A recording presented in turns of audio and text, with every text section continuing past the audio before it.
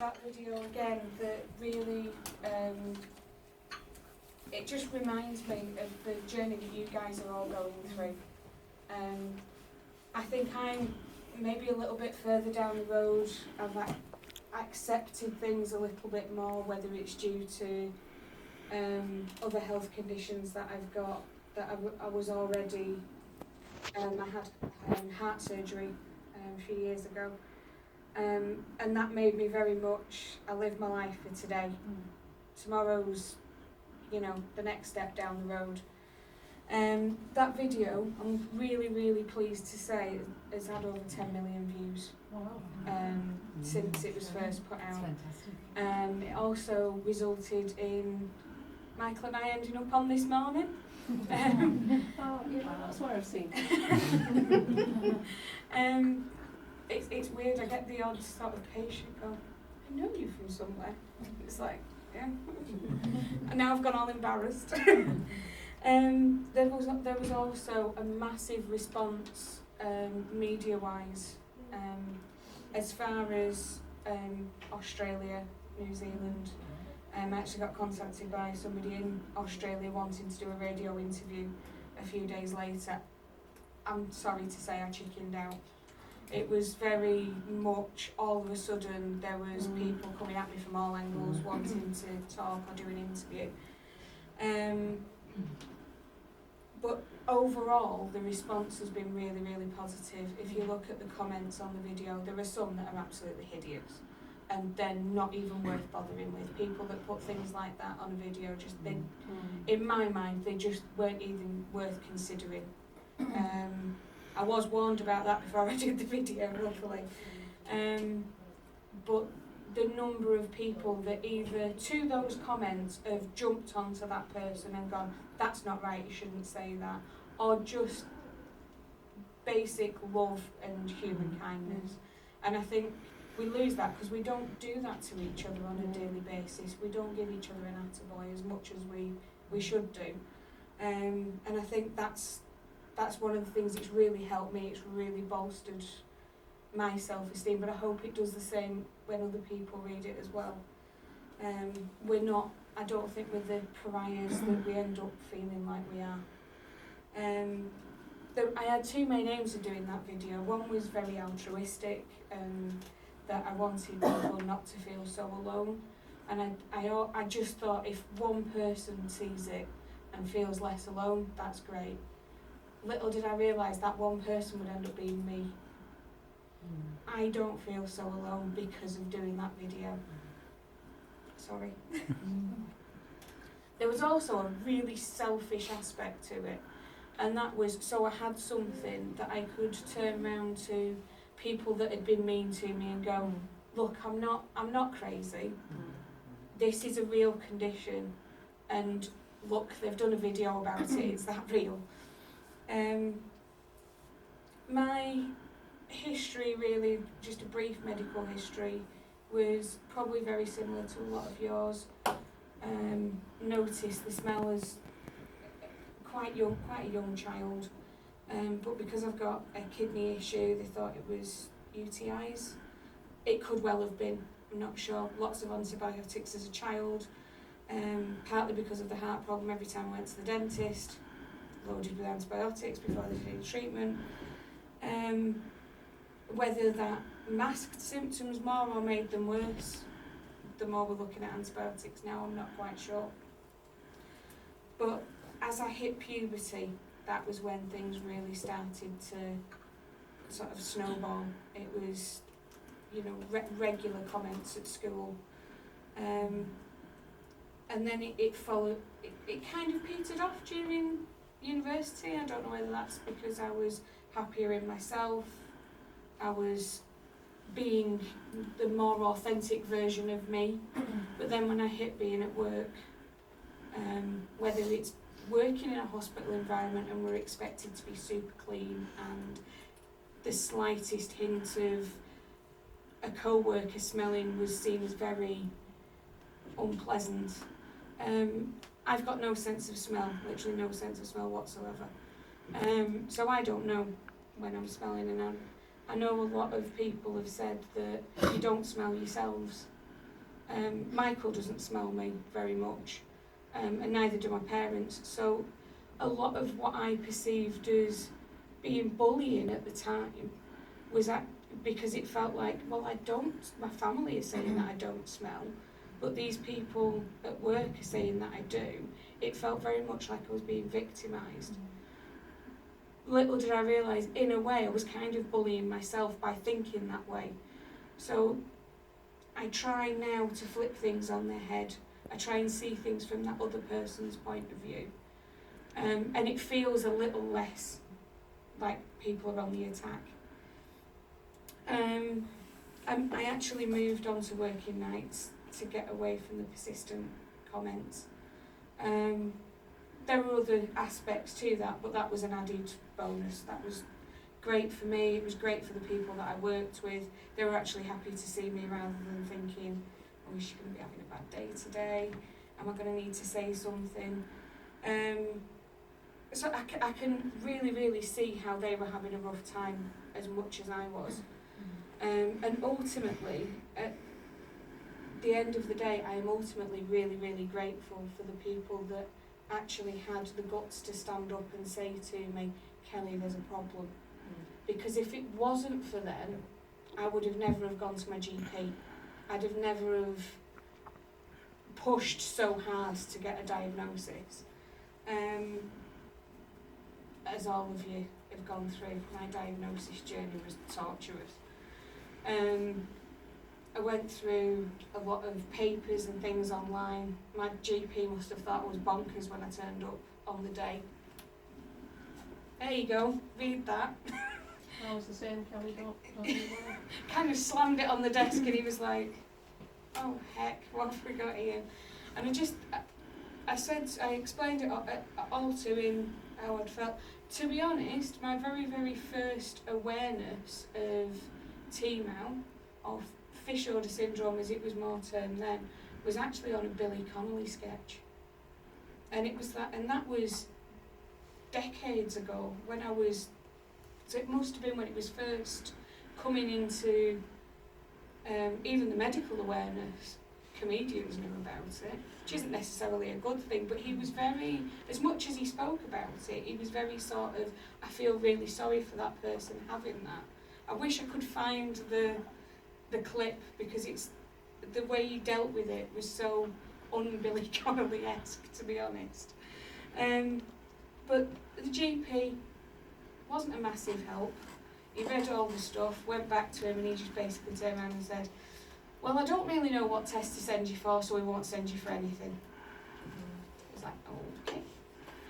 But I had been speaking to him with looking at having children and all my other health problems, whether my sister's a genetic scientist up in Newcastle, so she'd been prodding at me to be looked at by somebody.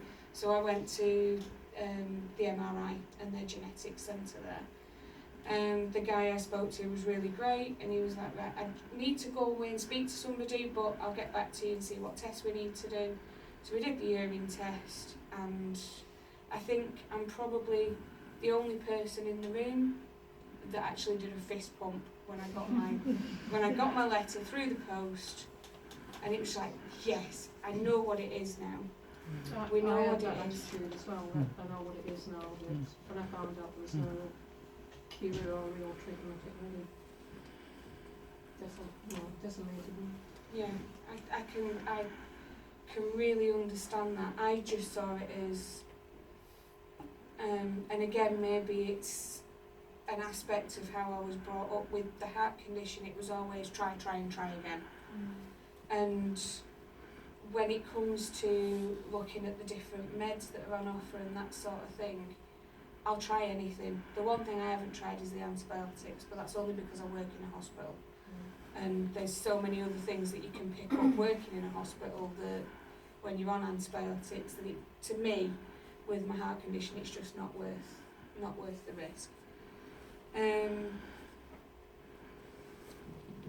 When it came to going back to work and finally having my diagnosis, I walked into work and I didn't know how I was going to deal with it until I did. And I wrote a long, rambling email and sent it out to all my colleagues. Basically said, I've got this, you all know I've got this condition. You've all, you've all made a comment at some point. This is what it is. I'm sorry if I've made any of you uncomfortable, but from here on out, we need to deal with it like a medical condition. We're all healthcare professionals. Can we deal with it as such? And to be honest, on the whole, the response has been really positive. There were still a couple of people, and you're going to get that wherever you work, that still wanted to complain even though they knew there was nothing I could do about it. But it's given me that push now that if anybody says anything, I can go to them and say, well, I've got this condition, and there is very little I can do. I'll go and freshen up, but on top of that, it's systemic. There's not a lot I can do. But getting the diagnosis and then getting the backing, because I went to occupational health, had a whole thing with them, and the doctor at occupational health, she really brought it into focus for me in one very simple comment. She said, if you had a facial disfigurement that was making people uncomfortable and feel unwell looking at you, they wouldn't push you out the door. They couldn't push you out of the door. And you wouldn't feel ashamed, or you shouldn't feel ashamed for that. And it flipped the whole thing on its head for me. It made me sort of come up short and think, well, actually, yeah, that's all it is. It's a biochemical imbalance. It's my body's not working properly. And as healthcare professionals, they did get that a lot easier once I explained it in those terms.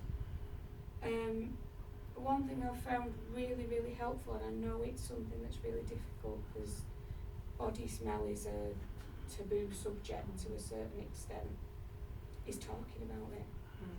And I'm really quite blunt when I talk about it, but I talk about it in a way, I'll say, I've got this metabolic disorder and its symptoms are X, Y, and Z. And as soon as you say disorder and symptoms, people's ears prick up and they want to know that bit more about what you're suffering through and what you're... Whereas if you say, oh, I smell really bad, but because of X, Y, and Z, as soon as you say that first bit, people start to shut down because they think they've already got their preconceived ideas of what that means.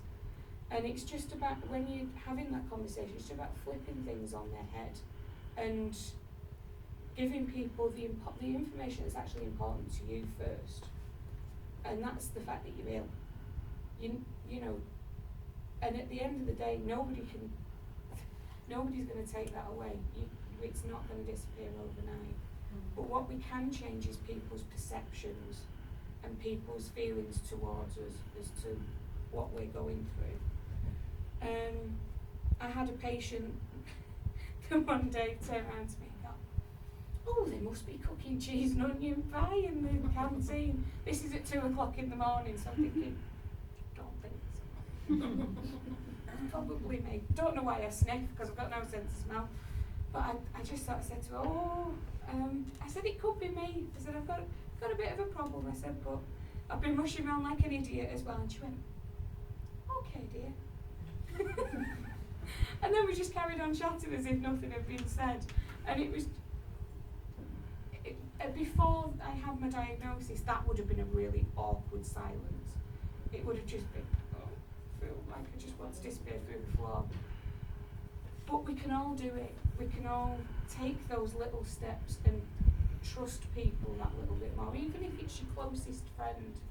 Because I know some people, we all suffer in silence for a certain amount of time with it. I don't. I like talking, as you can tell. It's something that we've mentioned through the whole thing. I bet we all have been through times where we think we smell all the time and that we stink constantly. And we probably don't. Can I just ask, who among you can smell yourselves? I can smell myself sometimes. Yeah. I can't today, but that, I mean, it varies from day to day, Kelly. Yeah. But Even when I think I'm having a good day, you know, somebody mentions something. yeah. But we rely that. My point with that is we rely on others. Yeah. A lot of the time we rely on others to tell us. But it's how they tell you though, isn't it? I mean, if someone's ignorant enough to say, just to turn to you in a crowded room and say you stink, they're not going to care whether or not it's a metabolic disorder or not, are they? No, but those are the people I've noticed that when I communicate with others and sort of let them know, they'll jump on that person as quick as anything. Once you give them the information, and it doesn't happen with everybody, it doesn't happen in every situation, but I found at work people were much quicker to defend me if somebody was being unpleasant once they knew it was a condition. Whereas they'd just keep quiet before because it was kind of okay to make fun of the smelly person. Well, I mean, you're doing a good job because you're educating people. Far more people will know about it because you're educating them than saying nothing and just putting up with the abuse. So well done you. I hope so, but I hope that in that it's giving you guys that little bit of extra courage is the wrong word because it implies that you're not courageous just by going out and being every day, and I think everybody has to be with this condition. But I did a bit of an experiment with saying about people coughing, nose touching, face touching, turning their face away, covering their face. Of us using cues from other people.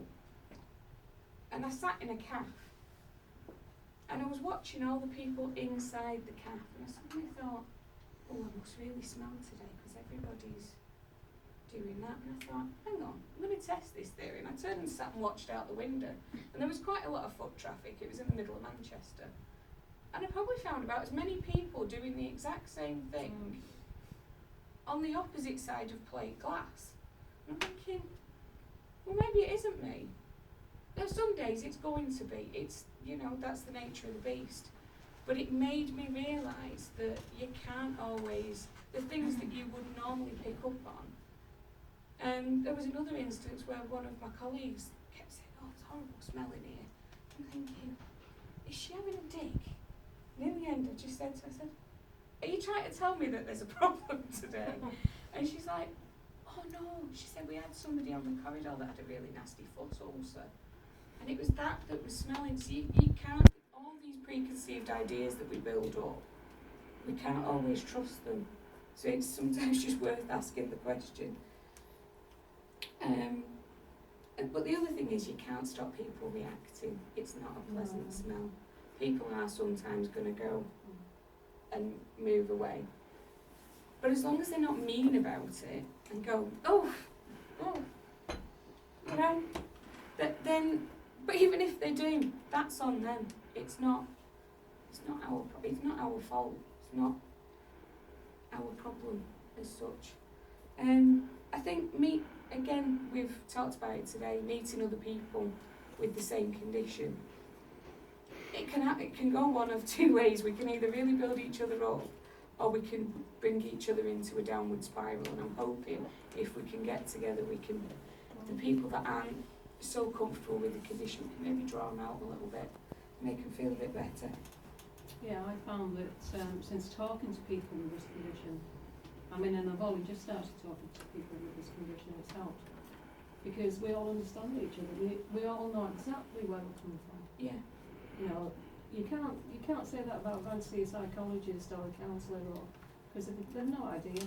No, but I have to say, not necessarily because of this. I've had quite a significant amount of counselling recently because of something else. But following that, it made me view my whole way of being differently. And it made me take the blame aspect out of the condition. I'm not to blame for having this. none of you guys are to blame for having this. Yeah, we've got a certain amount of control of what we can try and what we can do to mitigate it, but you wouldn't turn to a cancer sufferer and say it's your fault you've got cancer, so you need to get out of my sight. You just wouldn't do it. And it's the same with this. It's a genetic disorder that none of us asked for. It's just got a really, really unfortunate side effect to it. I found, just on the message boards and on Facebook, a lot of the distance that people put between themselves and family and friends and other people, it's distance that they put there rather than the other way around. They move away from people to stop the other people being uncomfortable. The thing I'd like us all to do is to flip it on its head.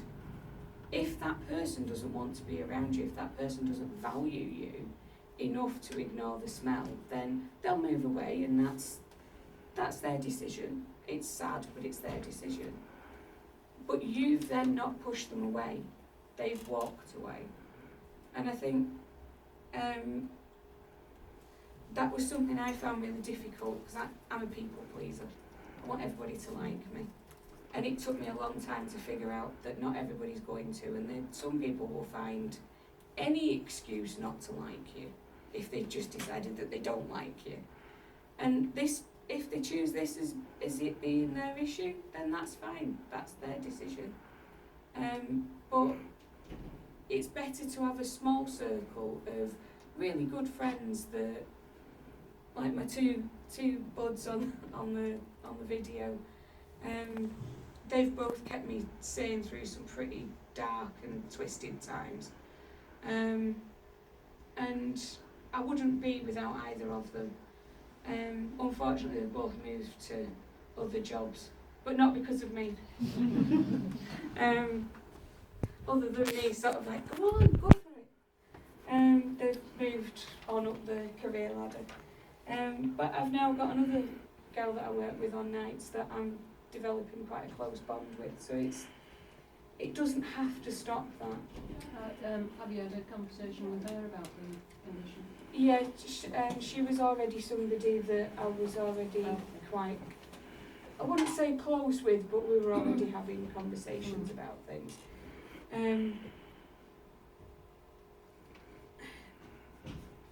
To be honest, and I know it sounds really, really brutal, but if people can't be honest with you about your smell, and people can't be honest with you about how much it's affecting them, then that's on them.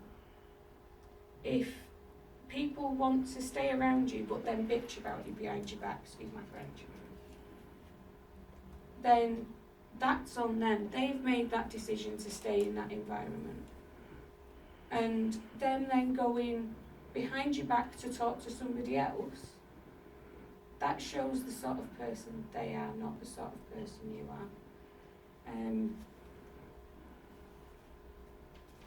The thing I wrote at the bottom of my card there is get out there, life's too short. I think I'd added that one as well. But it's true. With some of the things that I've been through, health-wise, psychological-wise, life is too short. We can't let this one thing hold us back, and I know it's difficult. I know it's difficult because I've been where you guys are.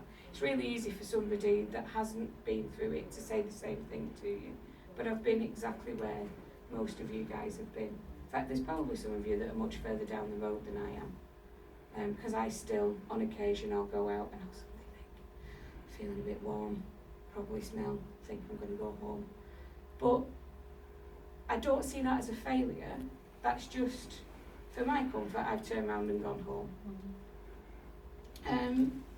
Exercise has been another thing that has been brought up on the forum. Some people are proper gym rats out there pumping the iron, as you can probably tell.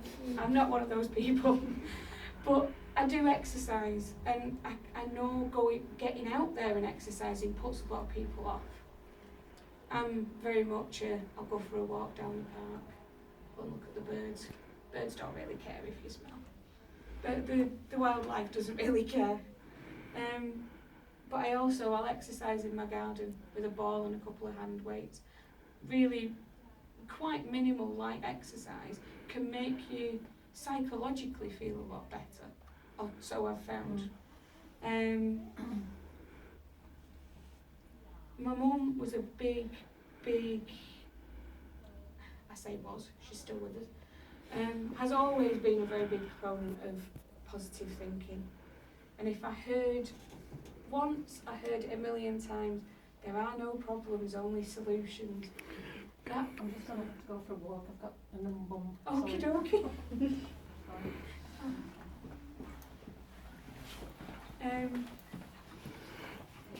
Like I said, hearing that as a child, and as I was growing up, I was like, God, what? Not again. There are problems, quite some serious ones. But as a child, every problem is serious, everything's a catastrophe. But she was right in a way. Okay, we haven't got a solution necessarily to this problem that we all have. We haven't got a magic bullet, as I said in the video, or a magic pill that's going to take it away. But we've got control over what we do and how we face it, and how we take a step out into society and say, I'm here, this is my problem, but you know, we need to be getting people to start thinking about not seeing smell as a shameful thing. I put a hashtag on one of my videos of hashtag stop smell shaming. It got a few sort of responses of, you know, unpleasant responses, but it also got quite a lot of positives. And I think I'd like to start picking that up and see if, you know, the hashtag stop fat shaming and that sort of thing all took off. It'd be good if we could get that out there a bit more.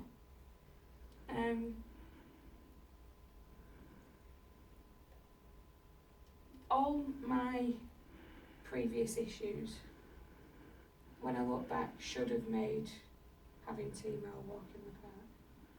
Open heart surgery, meningitis, PTSD from a sexual assault should all have made it so much easier, but it didn't.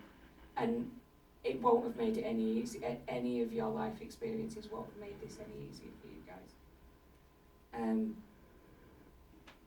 But what it did do, it made it pointy gravel rather than broken glass. And you can get to the other side of it, and you can get to the other side of it wiser and a little bit less damaged than you would do if we all band together and we all support each other. At the end of the day, our best treatment regimen in the world, we're going to have days when we have breakthroughs. But don't let that thing make you think that what you're doing isn't working. I've done that. I've binned a whole treatment regime that actually was probably working at the time. It was just I was having an off day.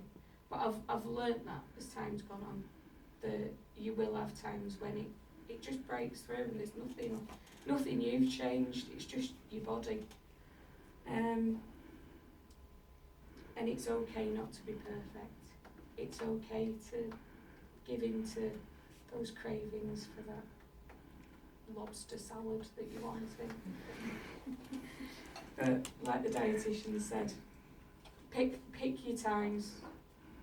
Or if not, just treat yourself. You're human. You're allowed to be human. You're allowed to enjoy life. I don't know how many of you guys have maybe seen that video before. I've actually got my own, my own YouTube channel. There's 5 videos on it. Going to be a 6th when I can get this uploaded. And when I stop speaking, by the look of it. But there's lots and lots of things out there. There's a couple of Facebook groups. There's the meboblog.org. TMAU.com. It's got a lot of information on there.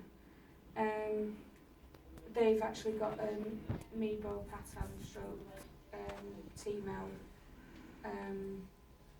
Facebook page. There's TMAU Overcomers, which is one with a more faith-based aspect. I set up a Facebook group if anybody's looking at joining. It's TMAU and Anosmia Sufferers United. So I'm trying to get us folks that smell with the ones that can't, and maybe at some point we'll have a meet up. I've only got about 150 members at the moment because they're spread far and wide, so the chances of us meeting up slim. But I've met one. yeah, I did meet one the other week, but she was another TMAU sufferer. Met her whilst I was on holiday, so we had a good old chat. I'm sure some of you will have heard of Rare Connect. That's another group. I don't know if I just said my YouTube channel is Kelly TMAU Sufferer. If anybody's interested in listening to me ramble on for a bit longer. And just another one, I can't recommend it, it's not something that I've used being happily married. But Romancing Rare Hearts is a dating app or dating website that somebody with TMAU's actually set up. So it might be a place to look if you're looking for love. The biggest thing I've learnt with this, and last card I promise, is be selfish. Be as selfish as you need to be happy. It's not your responsibility to make everybody else comfortable. It really isn't. You can't take responsibility for the rest of the world. If you're going to seek treatment, seek it for you and seek the treatment that's right for you. I've seen people go through, and I've done it myself, treatments that have made them ill, treatments that have made them lose drastic amounts of weight. Personally, I went on the reduced choline diet the wrong way before I had any support from these guys, and I've now got nerve damage in my hands and feet because it exacerbated a B12 deficiency that was already there that I didn't know anything about. And then I made the whole smell problem worse by I keep having headaches, so I was taking codeine tablets, which made the whole smell issue just snowball on itself. So if that's anything you guys can take away, is just be selfish. Look after yourselves. Thank you. Well done.